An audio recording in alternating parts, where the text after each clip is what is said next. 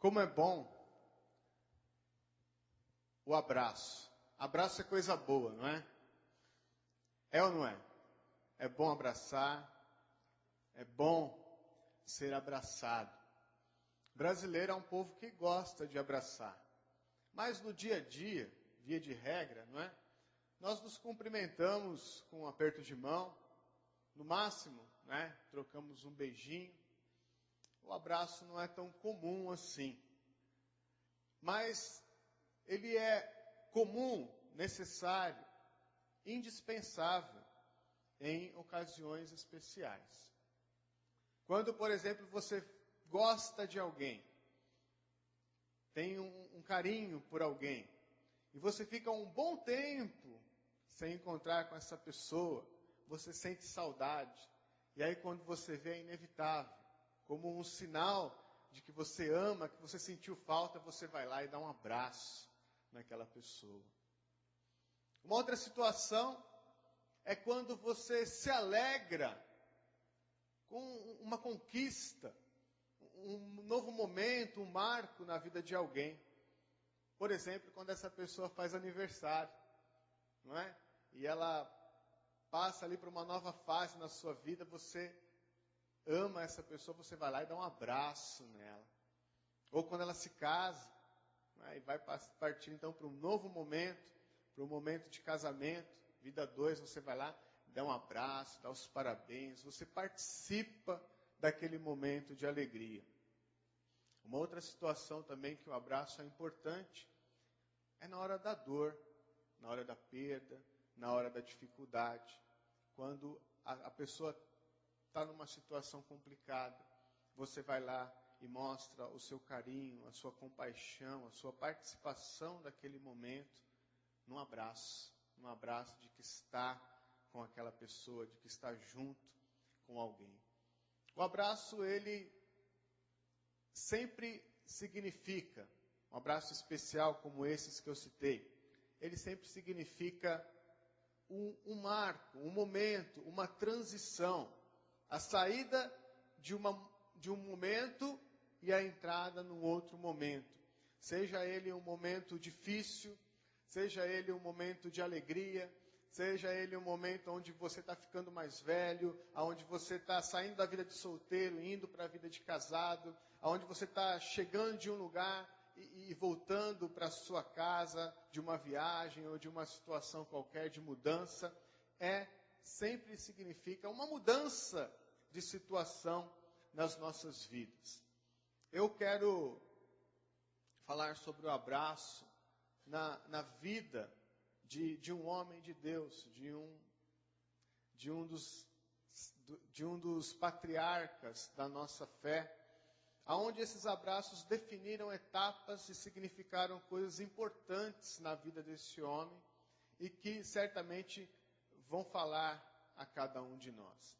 E uma última coisa a dizer a respeito do abraço é que ele não é uma ação unilateral. Não é apenas aquele que é abraçado é que de alguma forma é abençoado, de alguma forma é atendido, mas também aquele que abraça recebe alguma coisa. Aquele que abraça também, não é abençoado da mesma forma. É uma via dupla, onde aquele que abraça e é abraçado, ambos são tocados naquele momento, porque estão participando ali com a pessoa daquela situação. Eu vou falar sobre a vida de Jacó. Na verdade, eu vou dar alguns flashes, porque o nosso tempo não vai permitir ser tão detalhista, mas eu vou dar alguns flashes a respeito da vida de Jacó, que foi chamado e conhecido. Jacó significa o enganador, o suplantador, o usurpador. É aquele que não se contenta em chegar em segundo lugar e usa de todos os meios, mesmo os meios errados, ilícitos, incorretos, para chegar em primeiro lugar. É esse o significado do nome Jacó. E talvez muitos daqui já saibam que quando Deus toca a vida de Jacó, o suplantador, Deus lhe dá um novo nome, que tem um novo significado. O nome é Israel, que significa Deus prevalece. Houve toda uma trajetória na vida de Jacó, até que ele pudesse adquirir maturidade suficiente para não ser mais aquele que queria levar vantagem em tudo, o suplantador, aquele que enganava para poder chegar em primeiro lugar. Houve uma mudança. Agora ele reconhece que Deus prevalece em todas as coisas. E a partir desta mudança, Deus usou este nome, para simbolizar o nome do seu povo, Israel. Os seus filhos, então, foram transformados numa nação. E ali começou, através da geração de Jacó, a nação de Israel. Eu queria pedir para que você fechasse os seus olhos, nós vamos orar.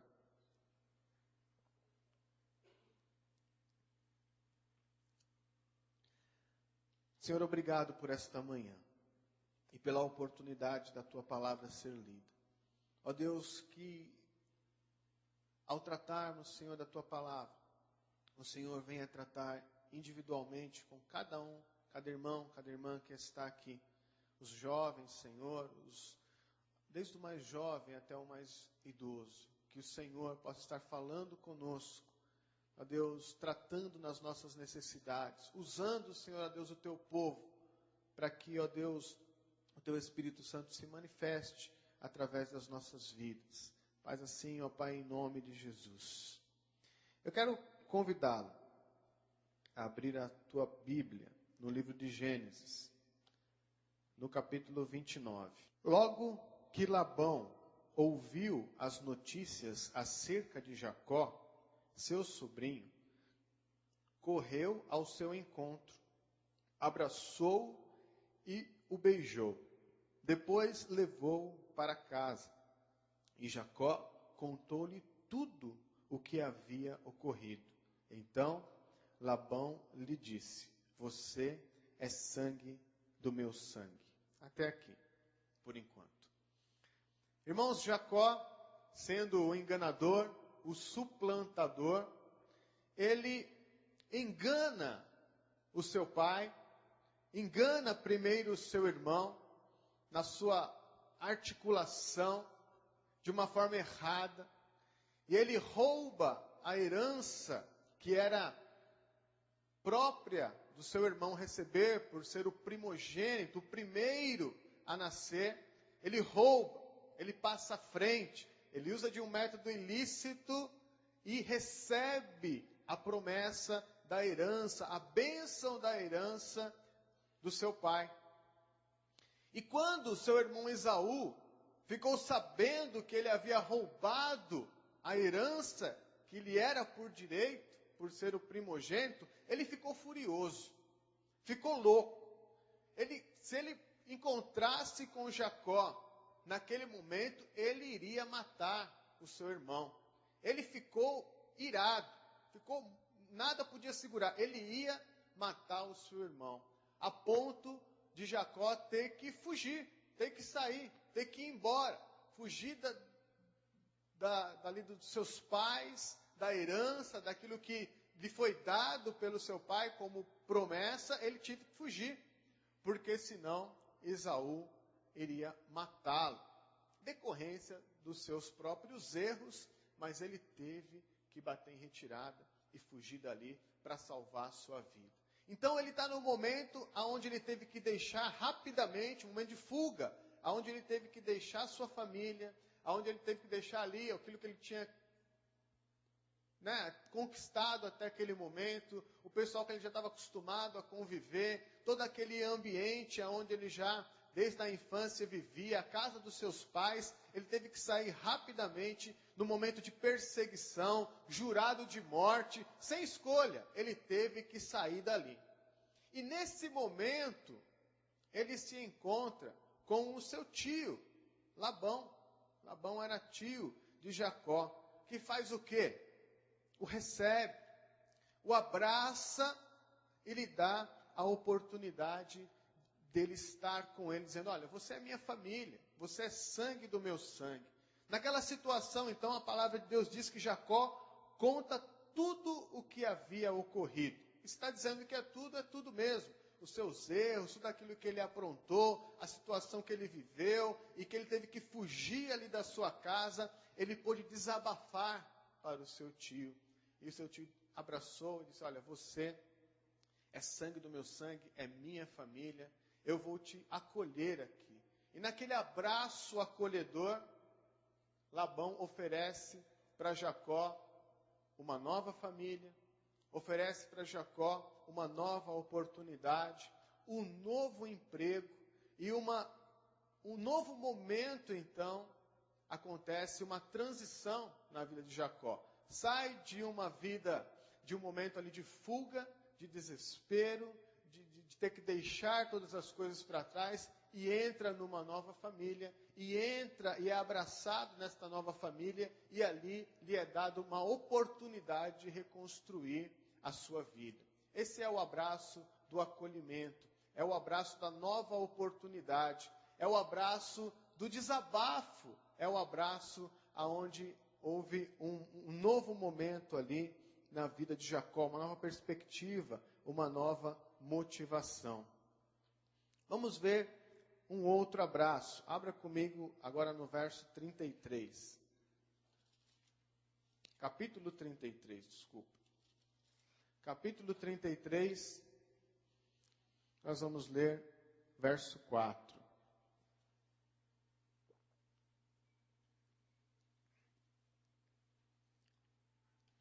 Capítulo 33 e verso 4, diz o seguinte: mas Esaú correu ao encontro de Jacó e abraçou-se ao seu pescoço e o beijou, e eles choraram. Só esse versículo aqui. Jacó chegou ali na casa do tio Labão, começou a trabalhar, se encantou por Raquel, a filha de Labão, e trabalhou ali para o seu tio até com a promessa de casamento. O seu tio também era um enganador, ele deu a filha mais velha, Lia, ele casou com Lia, mas continuou ali trabalhando com a promessa de que iria casar com Raquel. Trabalhou então mais um tempo, casou-se com Raquel, começou a ter os seus filhos, começou a ter os seus bens, prosperar, e ali começou a ficar complicada a situação, porque ele começou a crescer dentro das terras do seu tio, e só aquele que tem sociedade é que sabe quando a coisa começa a crescer, a prosperar, a ficar grande, né? O controle, começa a ficar tudo mais complicado, mais difícil, e houve um momento então que ele teve que se separar do seu tio. Se separou do seu tio e foi retornar à sua terra, depois de muitos anos, foi retornar à sua terra natal, porque havia ali uma promessa de Deus na vida dele, havia a herança dada pelo seu pai, havia um lugar para ele assumir por direito. Só que nesse retorno, ele tinha que encarar seu irmão, Esaú, que há anos atrás se encontrasse com Jacó e iria esganá-lo, iria matá-lo. Né? Então, Jacó volta, usa as artimanhas, e nesse momento de reencontro, nesse momento de voltar à terra natal, de voltar à terra dos seus parentes, da sua família, ele tem que encarar o seu irmão. Então aqui eu creio que havia uma mistura de medo, por não saber o que ia acontecer naquele encontro, mas também uma saudade, porque era sangue do seu sangue ali. Havia uma saudade de retornar para as coisas que ele conheceu desde a infância, para aquilo que ele viveu anteriormente, para rever o seu irmão, mas também havia o medo, porque ele sabia que ele tinha errado, que ele tinha pisado na bola, que ele tinha feito coisas erradas, que seu irmão estava furioso com ele. Mas naquele encontro, Esaú o abraça e ambos choram. O que significa esse abraço, esse choro, esse beijo, esse reencontro? É o abraço do perdão. É o abraço onde as coisas velhas não são mais consideradas. O que vale mais é o amor. O amor que um irmão tinha pelo outro foi maior do que aquela situação de crise anterior, aquela vontade de acabar com a vida de Jacó. Esse abraço, ele significa o perdão, a reconciliação e a volta de um peregrino para o seu lar. O terceiro abraço de Jacó. Abra comigo, agora no capítulo 46.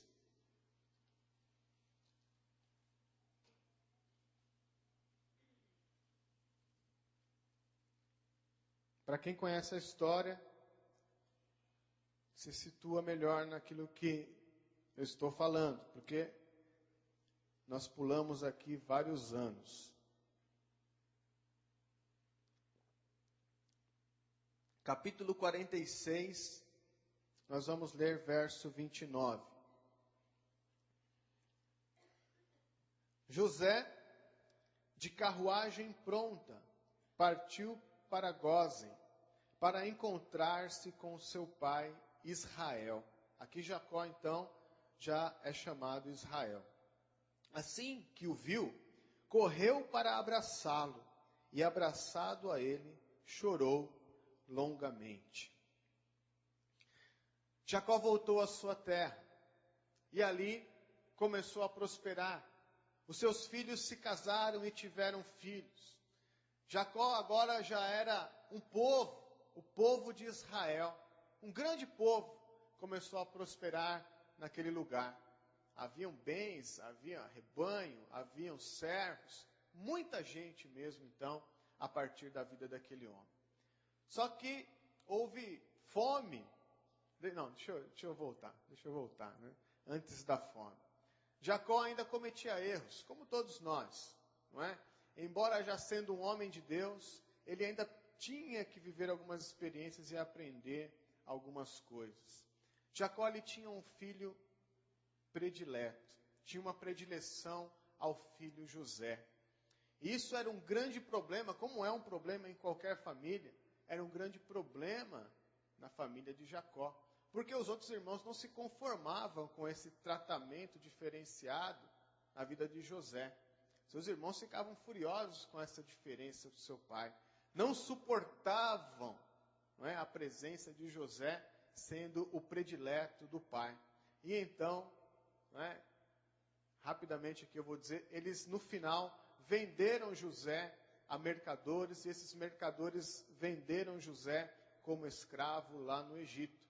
Mas José era sábio, escolhido de Deus, tinha as promessas de Deus sobre a vida dele, e passou por dificuldades, mas no final, como muitos sabem, ele foi governador de todo o Egito. E usando a sua sabedoria, dada por Deus, como governador do Egito, prevendo uma grande fome naquela terra, em toda a região, ele guardou, né, cereais, alimentos suficientes para o Egito e em sobra para poder vender, exportar para os povos estrangeiros, o que ia enriquecer muito o povo egípcio. Então, depois de muitos anos, Jacó estava na terra da sua promessa, mas os seus filhos disseram a ele que José havia morrido. Um animal havia atacado José, José havia morrido. E o seu filho amado, o seu filho predileto, então, já não existia mais, estava morto. A tristeza foi grande, ele nunca mais poderia ver o filho amado. Os anos se passaram, veio o tempo da seca, da fome, não tinha mais como tirar alimento daquela terra, não havia outra opção, senão ir comprar cereais no Egito. Então os filhos de Jacó foram até o Egito buscar cereais. E lá encontraram-se com José, o irmão que eles haviam vendido. E José então, né, numa cena das mais bonitas, se revelou aos seus irmãos, perdoou aquilo que eles haviam feito a ele. E dizem, olha, venham morar, tem um lugar aqui para vocês no Egito. venham morar debaixo da proteção, da minha proteção como governador. Vai buscar Jacó, vai buscar o meu pai, que eu quero ver. Então, os filhos voltaram, chamaram Jacó, e aqui ele encontra-se com o seu filho amado José. Irmãos, esse abraço aqui é tremendo. Imagine Jacó, que perdeu o seu filho amado na adolescência, né? Ainda um jovenzinho, e nunca mais poderia vê-lo, nunca mais poderia falar com José, nunca mais poderia tocá-lo. De repente aqui, José desce, ele pode abraçar, pode tocar com as mãos. Olha, é verdade, José está aqui. E eles se abraçam e choram longamente. Esse abraço, ele é o abraço do milagre. É o abraço do sobrenatural. É o abraço daquilo que não poderia mais acontecer. E agora está acontecendo. O filho que estava morto, agora eu posso pegá-lo nas minhas mãos. É o abraço do sobrenatural sobre a vida de Jacó. Vamos a mais um. Esse é o último. Abra comigo agora no capítulo 48.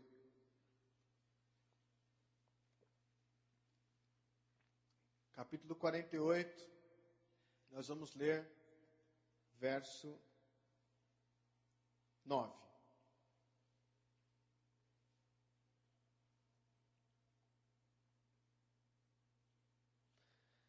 Capítulo 48, verso 9 de Gênesis, diz assim: Respondeu José a seu pai: São os filhos que Deus me deu aqui. Então Israel disse: Traga-os aqui para que eu os abrace. Os olhos de Israel já estavam enfraquecidos por causa da idade avançada, e ele mal podia enxergar. Por isso José levou os filhos para perto dele, e seu pai os beijou e os abraçou, e ali também os abençoou. Esse é um dos últimos momentos da vida de Jacó. Jacó agora estava fragilizado. Assim como o seu pai um dia estava fragilizado e não enxergava mais, e por isso ele enganou o seu pai, agora ele vivia na pele este momento de fraqueza, de fragilidade.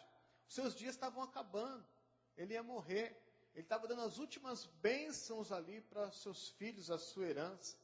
Então José leva os filhos que ele ganhou ali no Egito para Jacó poder abençoar. E ele não enxergava mais, não sabia mais quem era. Olha, esses são os meus filhos. E ele coloca os filhos debaixo ali dos braços de Jacó. E Jacó abraça e abençoa os seus netos. Esse abraço aqui é o abraço da maturidade. É o abraço da perseverança do homem de Deus, da pessoa de Deus. É o abraço que diz, olha, vale a pena chegar até o final. Que mesmo no final, com pouca força, sabe, avançado em idade, ainda sou um abençoador. É o abraço da maturidade. Já experimentei tudo de Deus. Os meus dias estão terminando até, mas eu ainda posso abençoar. A minha herança, aqueles que Deus colocou debaixo de mim, da minha autoridade, eu posso abraçar, abençoar, para que eles continuem, então, a trajetória. Esse é o último abraço que marca uma nova etapa na vida de Jacó. Era a etapa dos últimos dias, ainda sendo usado como um abençoador. O que esses abraços têm a ver comigo, contigo? O que esses abraços têm a ver com cada um de nós? Eu não sei que fase da vida você está e que momento de transição, de mudança você está vivendo. Talvez você precise receber um abraço aí de conforto, de consolo, de segurança, de aceitação. Quem sabe um abraço, não é, da reconciliação, do perdão, do reatar a amizade. E talvez você esteja bem, maduro, pronto a abraçar alguém, a ser um abençoador sobre a vida deste alguém. Eu quero te dizer que você foi chamado para a mutualidade do reino de Deus. Você foi chamado para abraçar e para ser abraçado. Na fase que você está vivendo, não é? Puxa, como eu preciso receber um abraço. Mas mesmo na sua fragilidade, você também pode abraçar, pode abençoar alguém, pode mostrar a graça do Senhor sobre a vida de alguém. Quero pedir para que você feche os seus olhos.